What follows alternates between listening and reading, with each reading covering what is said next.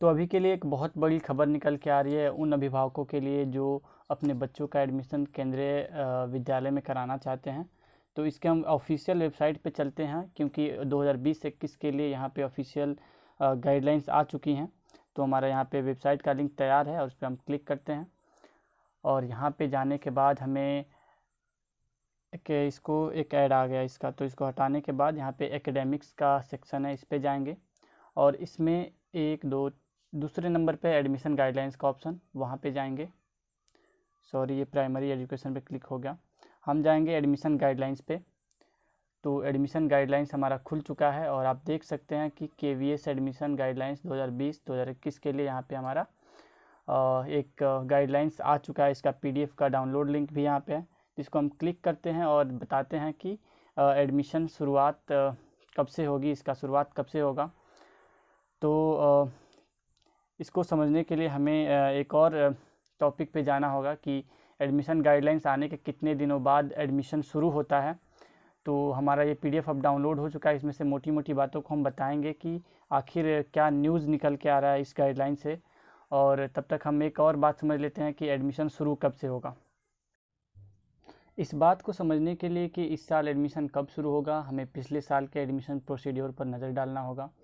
पिछले साल का यहाँ पे एडमिशन गाइडलाइंस दिखा रहा है कि 28/2/2019 को आया था, और इसको डाउनलोड करके जब हमने खोला तो इसमें हमें ये मिला कि 2019-20 के लिए केंद्रीय विद्यालय में कक्षा 1 में प्रवेश के लिए ऑनलाइन 1/3/2019 से होगा। इसका मतलब 28 तारीख को हमारा एडमिशन गाइडलाइंस आया था और 1 मार्च को 28 फरवरी को गाइडलाइंस आया और 1 मार्च से एडमिशन का शुरुआत हो गया 1/3/2020 से 8 बजे सुबह से, और फिर 19 तारीख तक।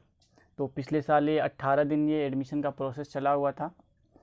तो इस हिसाब से हम इस बात की ये अंदाज़ा ही सिर्फ लगा सकते हैं कि हो सकता है कि कल से हमारा एक लिंक आ जाए जिस पे हम 2020-21 के लिए अपना एडमिशन करा सकते हैं। तो ये पिछले साल के एक हम अंदाज़ा बता रहे हैं। तो ये एडमिशन का गाइडलाइन 2020-21 के लिए आ चुका है, आज ही आया है 13 जुलाई को। और इसके हिसाब से चला जाए पिछले साल के अंदाजे के अनुसार तो कल हमारा लिंक आ जाना चाहिए एडमिशन के लिए। तो इसको डाउनलोड करने के बाद हमें जो मिला वो आपको दिखाते हैं यहाँ पे KVS एडमिशन गाइडलाइंस 2020-21। इसको खोलने के बाद तो एक बड़ा सा हमारा लोगो दिखता है केंद्रीय विद्यालय का, और यहाँ पे लिखा हुआ है गाइडलाइंस फॉर एडमिशन इन केंद्रीय विद्यालय 2020-21 और उसके ऑनवर्ड्स, उसके आगे के लिए भी। तो केंद्रीय विद्यालय नई दिल्ली से ये हमारी गाइडलाइन आई है। इसके कंटेंट में हमें दिया हुआ है कि पार्ट 1 है, पार्ट B है, पार्ट C है। पार्ट 1 में जनरल गाइडलाइंस है, पार्ट B में स्पेशल प्रोविज़न है और पार्ट C में एडमिशन प्रोसीड्योर है। तो हम लोग डायरेक्ट पार्ट C में एडमिशन प्रोसीड्योर में चलते हैं। तो मेरे देखने से जनरल गाइडलाइंस में हमें कुछ खास देखने को नहीं मिलेगा, वो ट्रांसफ़रेबल नॉन ट्रांसफ़रेबल ये एम्प्लॉयज़ लोग के लिए है शायद। तो पार्ट C में डायरेक्ट हम चलते हैं। पार्ट B भी हमारे लिए नहीं है, स्पेशल प्रोविज़न। और पार्ट C में डायरेक्ट हम एडमिशन प्रोसीड्योर में चलेंगे। पार्ट C हमारा आ चुका है। पब्लिसिटी में लिख रहा है 1 नंबर पे कि an advertisement of online registration to class 1 shall be issued by the regional office in local newspaper for session 2020-21 first week of May, in first week of May. इसका मतलब ये यहाँ पे कोई और मंथ होना चाहिए, क्योंकि मई तो कब का बीत चुका है और हमारा कोई किसी अखबार में आया नहीं था एडमिशन के लिए। तो ये यहाँ पे कोई दूसरा मंथ होना चाहिए। तो ये तो है हमारा, और कोई इसमें इम्पोर्टेंट जानकारी मुझे नहीं दिख रही। Employees and are open to all, मतलब सबके लिए एडमिशन का ये प्रोसेस ऑन हो रहा है। और इसमें कुछ इम्पोर्टेंट मुझे नहीं दिख रहा। और उसके बाद डॉक्यूमेंट्स में आते हैं। डॉक्यूमेंट्स बहुत ज़रूरी है। यहाँ पे लिख रहा है for class 1 certificate of proof of age in the form of a birth certificate issued by the authority competent to regular births. This will include certificates from notified area council, मतलब कि किसी भी वैलिड जगह से आपका जन्म प्रमाण पत्र बना होना चाहिए। तो यहाँ पे दिखा रहा है जैसे कि notified area council, municipality, municipal corporation. तो यहाँ से हमारा यहाँ पे एक और है कि विलेज पंचायत से या फिर मिलिट्री हॉस्पिटल से डेट ऑफ बर्थ हमारा बना होगा तो चलेगा।